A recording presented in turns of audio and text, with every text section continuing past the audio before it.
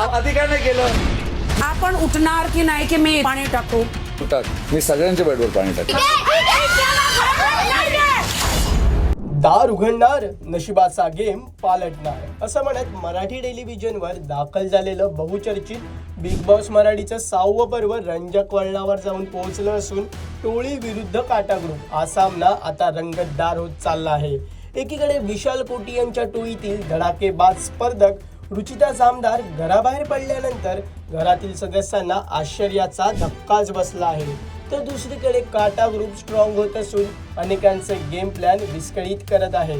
या पार्श्वभूमीवर टोळीतून बाहेर पडलेली स्पर्धक अनुश्री माने नवीन चाल खेळण्याच्या तयारीत असून काटा ग्रुपची एकी तोडण्याचा अनुश्री प्लॅन करत आहे. अनुश्री माने आणि वाईल्ड कार्ड स्पर्धक संकेत पाठक एकत्र संवाद साधताना दिसल्यामुळे बिग बॉस मराठीच्या घराला नवीन वळण मिळण्याची शक्यता आहे. मला असं वाटत होतं की आपण मिळून ना काटा ग्रुप थोडासा हल्ला पाहिजे. अग्रीड. कारण त्यांच्यामध्ये 2 लोक आहेत जे ॲक्च्युली करत आहेत, जसं की तन्वी आणि राकेश दादा, आणि 2 लोक आहेत जे काहीच नाही करत आहेत, ते म्हणजे दीपाली आणि प्रभू. त्यांना जर फोडलं ना तर तन्वी आणि राकेश दादाचं काहीच नाही होत, कारण ते रूल कोणावर करणार. खरं तर टोळी खिळखिळी झाल्यानंतर विशाल कोटियन काहीसा अडखळताना पाहायला मिळत आहे. कलर्स मराठी वाहिनीने शेअर केलेल्या नवीन प्रोमोनुसार विशाल कोटियन आणि राकेश सावंत यांच्यामध्ये वादाची ठिणगी पडली असून विशाल घरातील सर्व स्पर्धकांशी पंगा घेताना पाहायला मिळत आहे.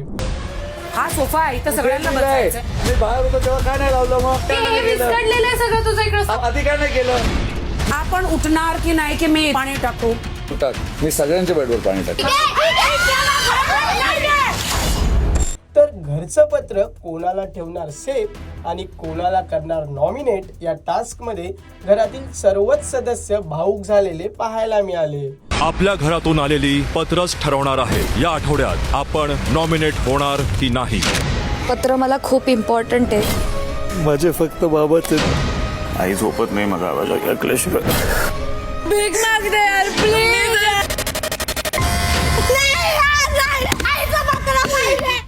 दरम्यान विशाल कोटियन आणि तू एकत्र बसून माझ्याबद्दलच्या चुगल्या करत असल्याचं राकेश बापट प्राजक्ता शुक्रेला सांगताना पाहायला मिळत आहे. तर दुसरीकडे वाईल्ड कार्ड एंट्री घेतलेले स्पर्धक संकेत पाठक, रेबा कौरासे आणि संस्कृती साळुंके एकत्र बसलेले आहेत.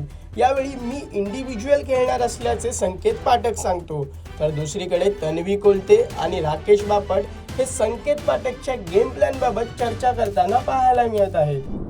मस्त चुगल्या केल्या सगळं विशालची. मला तू आवडत नाही म्हणून तू बसलेली तिथे. हां, चुकली नाही, राकेशशी शेअर केलं. वाड्यावर बोलणं झालं होतं आता. काय लॉजिक काय नॉमिनेशनचा माझ्यावर बसते म्हणून. मला पॉईंट ऑफ व्ह्यू घ्यायचा होता सागरदाचा, राखीचा. तू म्हणूनच तुझा पॉईंट ऑफ व्ह्यू नाहीच आहे म्हणून मी तो नॉमिनेट करतो ना दरवेळेस.